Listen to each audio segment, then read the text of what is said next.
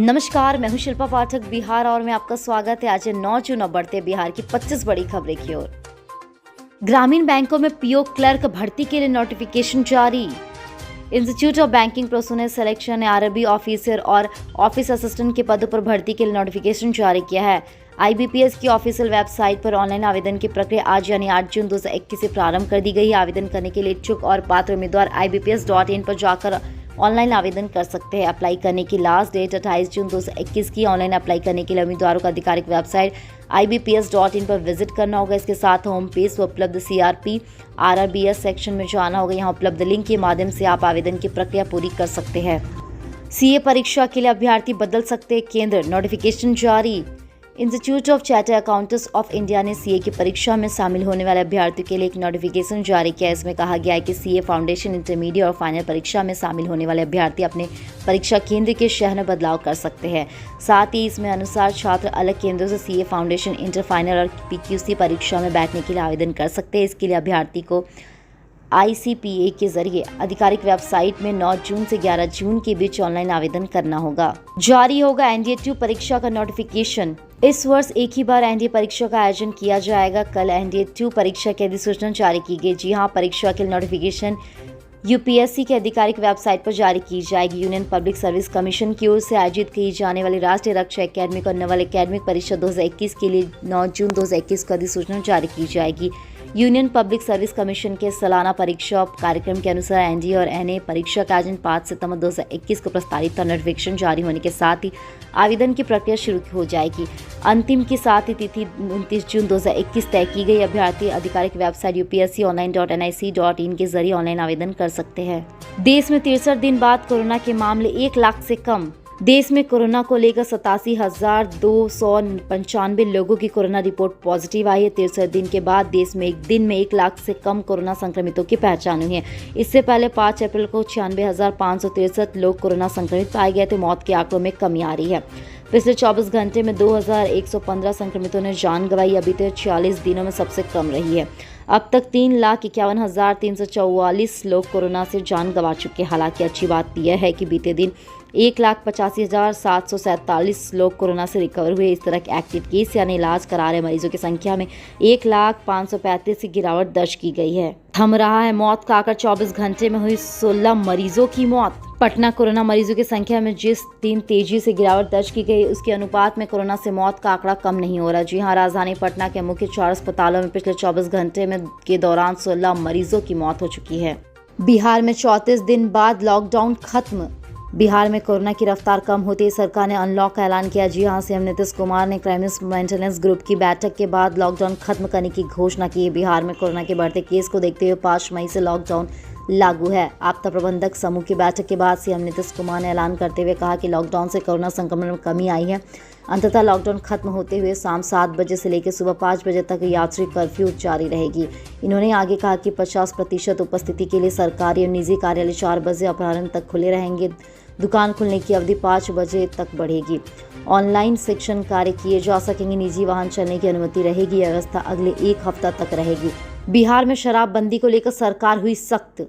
अगर कोई आपके आसपास शराबबंदी कानून को तोड़ता नजर आए तो मसलन शराबी की तस्करी, खरीद बिक्री के उपयोग करता है तो आज मद्य निषेध विभाग के टोल फ्री नंबर 15545 पर सूचना दे सकते हैं। जी हां, सूचना देने वाले का नाम गोपनीय रखा जाएगा। अगर आज सूचना देने वाला व्यक्ति अपना मोबाइल नंबर देता है तो कार्रवाई की जानकारी लेने का इच्छुक है तो उसके मोबाइल पर कार्रवाई संबंधित जानकारी भी भेज दी जाएगी। खाद्य निषेध के एसपी संजय कुमार सिंह ने बताया कि अगर कोई व्यक्ति इस टोल फ्री नंबर पर सूचना देता है तो संबंधित थानेदार को 24 घंटे के भीतर, संबंधित डीएसपी को 48 घंटे के भीतर, एसपी को 3 से 5 दिनों के भीतर रिस्पांस देना होगा, कार्रवाई करनी होगी। किशनगंज में बनेगा लेदर प्रोसेसिंग यूनिट हब। राज्य के उद्योग मंत्री सैयद शहनवाज हुसैन ने बताया कि बिहार में जल्द ही टेक्सटाइल और लेदर पॉलिसी लाई जाएगी। बिहार में उद्योगों की बाजार आने लगी है और राज्य सरकार के बेहतरीन ताम तेल से लेकर माहौल बन रहा है। बिहार में उद्यमियों की दिलचस्पी देखी जा रही है। इंथॉल और फूड प्रोसेसिंग समेत कई क्षेत्रों में उद्यमियों की दिलचस्पी में जबरदस्त इजाफा हुआ है। सोमवार को एक वेबिनार को संबोधित करते हुए उद्योग मंत्री ने कहा कि किशनगंज का पांजीबाड़ा चमड़ा उद्योग का गढ़ है। यहाँ से बेहतरीन चमड़ा देश विदेश तक जाता है। उसी के पास लेदर प्रोसेसिंग यूनिट हब बनाने की कार्ययोजना पर तेजी से काम चल रहा है। बोध गया मंदिर के सलाहकार पार्षद का गठन। बौद्ध गया मंदिर के लिए सलाहकार पार्षद का गठन किया जा रहा है। जी हां, बिहार के राज्यपाल फागू चौहान के आदेश पर गृह विभाग ने इसकी सूचना आधिकारिक कर दी है। सूचना के साथ ही सलाहकार पार्षद में इस देश भूटान, आइलैंड, श्रीलंका और जापान के साथ ही दक्षिण कोरिया और राइशल्स के राजदूतों को शामिल किया गया है। इनके अलावा भारत के बुद्धिस्ट की तरफ से दिलाई गई लामा के प्रतिनिधि, सिक्किम, अरुणाचल प्रदेश, लद्दाख के धार्मिक विभाग के सचिव, महाबोधि सोसाइटी ऑफ इंडिया के महासचिव, बोध गया तथा अंतर्राष्ट्रीय बैठक मध्य मंदिरों में प्रतिनिधि की गई है। कोरोना के कारण भूमि सर्वे का फील्ड वर्क ठप। राज्य में 20 जिलों में चल जमीन का विशेष सर्वेक्षण कार्य योजना के कारण पटरी से उतर गया है। जी हां, करीब अप्रैल मई को 2 माह से फील्ड वर्क पूरी तरह से ठप हो गया। महामारी के डर से कर्मचारी गांव में ही जा रहे हैं।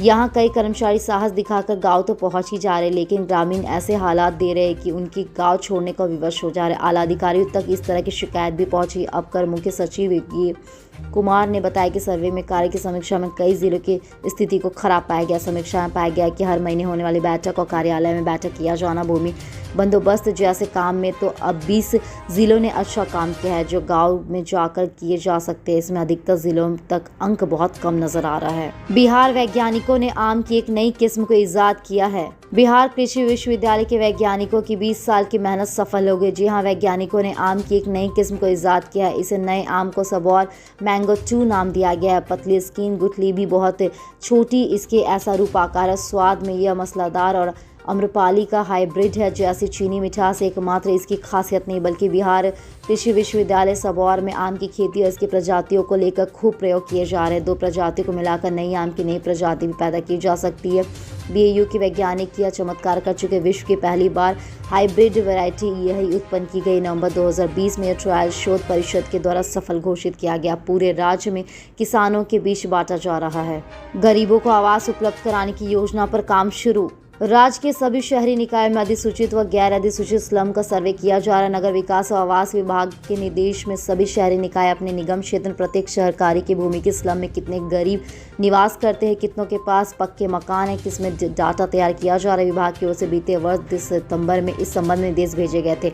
इस पर अधिकतर निकायों ने काम पूरा नहीं किया है। भूमि चिन्हित होने के बाद विभाग की ओर से शहरी आवास योजना के तहत वहाँ मल्टी स्टोरी भवन का निर्माण किया जाएगा। ट्रकों से वसूली करे थे सहार थानेदार सस्पेंड होने के बाद हुआ फरार। आरा भोजपुर पुलिस ने बड़ी कार्रवाई करते हुए ट्रक चालकों से मारपीट कर पैसा वसूलने के मामले में बिहार पुलिस मेंस एसोसिएशन के अध्यक्ष के भाई को पुलिस ने गिरफ्तार कर लिया। इस मामले में शहर थानेदार आनंद कुमार की मिलीभगत सामने आई है। जी हां, वहां भी इस खेल में शामिल पर्याप्त साक्ष्य के आधार पर थानाध्यक्ष के खिलाफ नामजद प्राथमिकी दर्ज की गई। हालांकि पटना के बाद से फरार चल रहे थे। पुलिस ने गिरफ्तार किए गए व्यक्ति के घर से 7,64,300 रुपये बरामद किए। पकड़ा गया आरोपित अशोक कुमार सिंह बताता है कि जो शहर थाना क्षेत्र के मुद्दरपुर गांव का रहने वाला है। स्वास्थ्य, पेयजल और स्वच्छता में एमपी यूपी से बेहतर स्थिति। नीति आयोग की रिपोर्ट के मुताबिक बिहार आगे बढ़ा है। ये अलग बात है कि यह तस्करी केवल 2 अंक की है। इतने ही नहीं, अंक की प्रगति तेलंगाना व बंगाल, असम में भी है। इस रिपोर्ट को समझे तो बिहार में 2019 की तुलना में 2020 में बेहद कम प्रगति हुई है। 0 से 100 अंक के बीच राज्यों को परफॉर्मेंस को पेश करती है। इस रिपोर्ट में बिहार को 2019 की तुलना में केवल 2 अंक ज़्यादा है। बिहार का प्रगति अब 50 से 52 हो गया है और साथ ही जबकि झारखंड का 53 से 56 अंक हो गया है। जन स्वास्थ्य के मामले में बिहार ने अच्छा परफॉर्मेंस किया है। बिहार को बेहतर बनाने के लिए सोच के साथ ही गोल में 66 अंक मिले हैं, जबकि मध्य प्रदेश को 62 और उत्तर प्रदेश को 60 अंक मिले हैं। इसी तरह से स्वस्थ, पेयजल और स्वच्छता के गोल में बिहार को 100 से 91 अंक मिले हैं। लखीसराय में शराब माफियाओं के बड़े रैकेट का पर्दाफाश। लखीसराय पुलिस ने अंतर जिला शराब पैकेट के साथ ही सस्केन का खुलासा कर लिया है। पुलिस ने कार्रवाई करते हुए सिसिकेन के मास्टरमाइंड सहित कुल 6 शराब तस्करों को गिरफ्तार कर लिया। जी हां, बिना नंबर वाले स्कॉर्पियो पर सवार ये शराब माफियाओं के दरखुजादी गांव में शराब की बड़ी खेप को उतारकर बहादुरपुर के द्वारा एक लाइन होटल पर बैठे हुए थे। इनके पास स्कॉर्पियो में खड़े कार्टून विदेशी शराब भी बरामद कर लिए। गिरफ्तार सभी शराब माफिया बेगूसराय, जमुई और लखीसराय के रहने वाले बताए जा रहे हैं। इन सभी आरोपियों के पास से पुलिस ने 8 मोबाइल भी बरामद कर लिया है। खुशहाली और मानसून का पैगाम लेकर आए साइबेरियन क्रेन। दानापुर आर्मी क्षेत्र में साइबेरियन क्रेन के पहुंचने से क्षेत्र गुलजार हो गया। किसानों के लिए खुशहाली और मानसून का पैगाम लेकर आने वाला साइबेरियन क्रेन के आने के बाद यहां के लोगों के लिए एक पैगाम होता है, जल्द ही मानसून आने वाला है। मानसून के सूचक के रूप में मशहूर साइबेरियन क्रेन सेना के सब एरिया क्षेत्र को मनमोहक और आकर्षक बना लेता है। इसकी हिफाजत के लिए सेना भी तत्पर रहती है।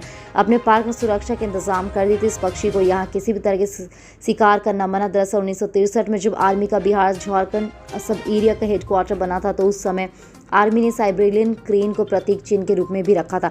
साइबेरिया से आने वाले यह पक्षी अब यहाँ अपना आशियाना बनाते हैं। जब यह पक्षी यहाँ पहुँचने लगते हैं तो यहाँ के लोगों की समझ आ जाती कि यह मानसून काफ़ी अच्छा होगा और यहाँ जल्द ही मानसून आने वाला है।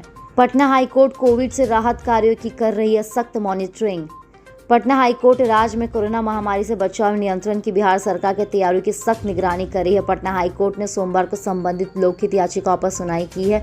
साथ ही इस दौरान मुख्य न्यायाधीश संजय करोल की खंडपीठ ने केंद्र और राज्य सरकार को बताने के लिए कहा कि जन्म मृत्यु के आंकड़ों से संबंधित कितने पोस्टल काम करें और साथ ही यहाँ कितना जाना चाहिए कि कितने ऑनलाइन पोस्टल कोविड से संबंधित। हाईकोर्ट ने पूछा कि कोविड से मरीजों को उनकी मृत्यु और अन्य आंकड़े बताने के लिए कोई पोस्टल काम करे। खंडपीठ ने जानना चाहा कि पोस्टलों की जानकारी सार्वजनिक रूप से साझा की जा रही या नहीं, इनके संचालक के लिए कितने विशेषज्ञ काम में लगे हुए हैं। एटीएम क्लोन पर धोखाधड़ी करने वाले 4 गिरफ्तार। अगर आप एटीएम में पैसे निकालने जा रहे तो मशीन में कुछ परेशानी हो तो वहां मौजूद किसी दूसरे को अपने एटीएम कार्ड ना दें, नहीं तो गिरोह अपने क्लोन बनाकर अपने खाते में पैसे उड़ा सकते हैं। फिर आप पुलिस के चक्कर लगाते रहेंगे। ऐसी हकीकत जजुमई में सामने आया है, जहां 2 दिनों में एटीएम क्लोन करने वाले 4 बदमाश रंगे हाथ गिरफ्तार किया गया। हैरानी की बात यह है कि इन बदमाशों के पास एटीएम क्लोन करने वाले एक स्वयं मशीन की भी बरामद की गई। यह शातिर बदमाश किसी को भी आसानी से मूर्ख बनाकर एटीएम से धोखाधड़ी करते हैं। एसपी प्रमोद कुमार मंचल ने बताया कि 2 दिनों में वैसे 4 गिरफ्तार हुए हैं जो एटीएम की धोखाधड़ी कर क्लोनिंग कर रहे हैं। साथ ही सभी नवादा जिले के रहने वाले बताए जा रहे। जिले के लोगों से अपील की जा रही कि वे लोग जब भी एटीएम में पैसे निकालने जाए तो बैंक के द्वारा बताए गए गाइडलाइन का जरूर पालन करें। एटीएम में मौजूद किसी पर भरोसा करना परेशानी में डाल दिया जाता है। इंजीनियरिंग और एमबीबीएस के 17 नकलचियों पर AQU की सख्ती। आर्यभट्ट ज्ञान विवि से जुड़े मेडिकल कॉलेज और इंजीनियरिंग कॉलेजों के 17 नकलचियों पर विवि प्रशासन ने कार्रवाई का आदेश दिया। नकलचियों पर 9 इंजीनियरिंग के जबकि 8 छात्र एमबीबीएस के छात्र शामिल है। संस्थान से मिली जानकारी के अनुसार कदाचार समिति ने इन सभी मामलों की जांच के बाद छात्रों की कदाचार में संलिप्तता पाई। अलग अलग तरह के कदाचार के लिए छात्रों को अलग अलग दंड दिया जा रहा है। जांच के दौरान कदाचार में पकड़े गए छात्रों का भी पक्ष सुना गया। जांच टीम ने सभी पहलुओं को देखने के लिए नियमानुसार कार्रवाई की अनुशंसा की, जिसके बाद अब छात्रों पर कार्रवाई की जा रही है। शिक्षकों की कमी से जूझ रहे MIT नहीं मिली NBA की मान्यता। नामांकित छात्रों के हिसाब शिक्षकों की कमी के लिए MIT के 5 विभागों के अनुसार नेशनल बोर्ड ऑफ एक्रीडिटेशन से मान्यता मिली नहीं है। साथ ही मार्च में MIT में NBA की ओर से मूल्यांकन के लिए टीम आई थी, जिसके लिए NBA ने कॉलेज को दूसरी रिपोर्ट भेजी थी। इससे पहले पिछले महीने भेजी गई रिपोर्ट में MIT के सिविल डिपार्टमेंट ने NBA से मान्यता मिली थी। NBA की दूसरी रिपोर्ट में बताया गया कि किस कारण कॉलेज के 5 डिपार्टमेंट को मान्यता नहीं मिली है। सिविल डिपार्टमेंट को फिलहाल 2 वर्ष के लिए मान्यता मिला। मूल्यांकन के अनुसार NBA से मान्यता हासिल करने वाले कम से कम 600 से अधिक ज़रूरी होते हैं। सिविल डिपार्टमेंट को छोड़कर अन्य 5 विभाग 20 से 64 अंक कम होने के मान्यता कर चुके। इसके मुख्य कारण छात्रों और शिक्षकों के अनुपात में कमी बताया गया है। 2 माह की नौकरी के लिए भीड़ इतनी कि नहीं हो सका इंटरव्यू। सीतामढ़ी स्वास्थ्य विभाग में बहाली के लिए 3 दिनों महामारी की स्थिति है। NM पद के लिए आवेदन के लिए वॉक इन इंटरव्यू भी तय किया गया। बेतहाशा भीड़ के चलते सिर्फ आवेदन ही लिया जा सका है। ANM के 142 पद के लिए सोमवार को करीब 5000 अभ्यर्थियों ने जुमरा स्थित जिला निबंधन सह परामर्श केंद्र शांतिनगर जुमरा में आवेदन किया। साक्षात्कार के बाद कोविड ड्यूटी में इन्हें लगाया गया है। विभाग का कहना है कि अगले 2 माह के लिए चिकित्सक, GNM और ANM, प्रयोगशाला प्राविधिक, data entry operator, ward boy के लिए राष्ट्रीय स्वास्थ्य मिशन अंतर्गत स्वीकृत दर पर सेवा लेते ही वॉक इन इंटरव्यू लिया जा रहा है। लैप्स होने के कागार पर JRF छात्रों की छात्रवृत्ति। नेट JRF छात्रों की छात्रवृत्ति लैप्स होने के कागार पर पहुंच गई। जी हां, कारण कोविड और लॉकडाउन की वजह से पिछले 2 वर्षों से PhD एंट्रेंस टेस्ट नहीं हो पा रहा है। पेंच नहीं होने की वजह से विवि में नई छात्रों को PhD के लिए नामांकन की प्रक्रिया शुरू नहीं हो पा रही। जब तक नई प्रक्रिया शुरू नहीं हो सकती, JRF के छात्रों को साक्षात्कार रजिस्ट्रेशन नहीं हो सकता। यही वजह है कि जिन छात्रों का नेट JRF 2 वर्षों के पहले से उत्तीर्ण हुआ था, वे भी PhD में रजिस्ट्रेशन के इंतजार में है। UGC के द्वारा जीआरएफ की मान्यता सिर्फ 2 वर्ष ही रहती। ज़्यादातर छात्रों की समय अवधि समाप्त होने पर है। पटना विश्वविद्यालय के द्वारा विशेष तौर पर इन छात्रों को राहत देने के लिए यूजीसी से जीआरएफ की मान्यता की समाविधि 2 वर्ष से बढ़ाकर 4 वर्ष करने की मांग की गई, ताकि इन छात्रों को छात्रवृत्ति से हाथ नहीं धोना पड़े। मानसून से पहले पूरी होगी बाढ़ सुरक्षा की तैयारी। मुख्यमंत्री नीतीश कुमार ने संभावित बाढ़ और सुखाड़ की तैयारी को लेकर वीडियो कॉन्फ्रेंसिंग के माध्यम से गहन समीक्षा की। इन्होंने खासतौर से निर्देश दिया है कि बाढ़ से जुड़ी सभी तैयारी 13 जून से पहले पूरी करवा ली जाएगी। हर चीज़ों पर नजर रखें। बाढ़ से जुड़े पिछले अनुभवों को ध्यान में रखते हुए योजनाबद्ध तरीके से काम करना होगा। सीएम ने कहा कि बाढ़ से सूचना के साथ ही बड़े कटाव निरोधक कार्य और सुरक्षात्मक कार्य में मानसून के पहले पूरा किया जाएगा। मुख्यमंत्री ने कहा कि बाढ़ राहत और बचाव कार्य से लगाए जाने वाले सभी लोगों का 100% टीकाकरण कराया जाएगा। साथ ही उन्होंने कहा कि पथ निर्माण और ग्रामीण कार्य विभाग बाढ़ के दौरान क्षतिग्रस्त होने वाले सड़कों की मरम्मत की तैयारी पहले से कर सकेंगे। आज जून से बदल जाएगा मौसम, येलो अलर्ट जारी। आज यानी 9 जून से बिहार का मौसम बदल जाएगा। इससे लोगों को राहत मिलेगी। जी हां, खेती किसानी के लिए भी अत्यंत लाभदायक होगा। 9 जून बुधवार से प्रदेश में गरज चमक और आंधी से बारिश के आसार नजर आ रहे हैं। हालांकि अब प्री मानसून की बारिश होगी। मौसम विज्ञान केंद्र ने सभी जिलों के लिए येलो अलर्ट जारी कर दिया। मौसम विज्ञानों के अनुसार 9 जून से प्रदेश के अधिकांश जिलों में गरज के साथ बारिश हो सकती है। कुछ दिनों में आंधी भी चल सकती है। प्रदेश में सामान्य तौर पर 14 जून को मानसून का आगमन जारी रहेगा। इस बार क्षेत्र के कई हिस्सों में समय से पहले मानसून के आगमन को देखते हुए बिहार में भी इसे 1-2 दिन पहले पहुंचने का आसार बताया जा रहा है। पटना मौसम विज्ञान केंद्र में विज्ञानी संजय कुमार का कहना है कि अगले 2 दिनों में प्रदेश के मौसम में विज्ञापन बदलाव होने की उम्मीद है। राज्य के उत्तरी पूर्वी जिलों मंगलवार से ही बदलाव के संकेत मिलने लगे हैं। डिप्रेशन के शिकार है तो डाइट से करें उपचार। कोरोना वायरस और लंबे लॉकडाउन ने लोगों को परेशान कर दिया। लंबे समय तक अकेले रहने से लोगों पर तनाव हावी हो चुका है। अगर आप लगातार थकान महसूस करते हैं, मिजाज में चिड़चिड़ापन रहता है, रात भर सोने के बावजूद सुस्ती नजर आती है, तो समझ जाए कि आप डिप्रेशन की गिरफ्त में हैं। अखरोट का करी सेवन। अधिकतर nuts hard healthy monounsaturated fat के साथ साथ प्रोटीन के लिए भी स्रोत अच्छे होते हैं। अखरोट एक ऐसा ड्राई फ्रूट है जो डिप्रेशन से निजात भी दिलाता है।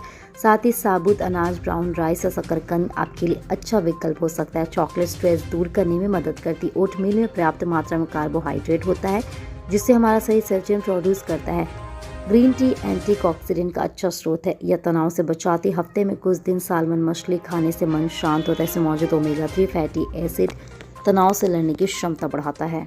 कल हमारे द्वारा पूछे गए सवाल के जवाब आप में से बहुत से हैं जिसने हमें कमेंट करके दिया, उसके लिए आपका बहुत बहुत धन्यवाद। आप में से जिन जजेस के जवाब हमें अच्छे लगे हैं उनके नाम हैं राहुल, शिवम और रूपा। आप हमारे सवाल के जवाब देते रहे, हम कल आपका नाम लेने की पूरी कोशिश करेंगे। तो चलिए बढ़ते आज के सवाल की ओर। आज के सवाल कुछ इस प्रकार है, क्या अब राज्य में टीकाकरण में तेजी आई है? अपने जवाब हमें कमेंट करके जरूर बताएं। इसके साथ ही आज के लिए बस इतना ही। कल की खबरों के लिए हमारे साथ जरूर रहे। अगर ये वीडियो आप हमारे YouTube पर देख रहे हैं तो चैनल को सब्सक्राइब करें और बेल आइकन दबाना ना भूलें। और अगर आप ये वीडियो हमारे Facebook पर देख रहे हैं तो पेज को लाइक करें और ज़्यादा से ज़्यादा शेयर करें। सुरक्षित रहें, स्वस्थ रहें। धन्यवाद।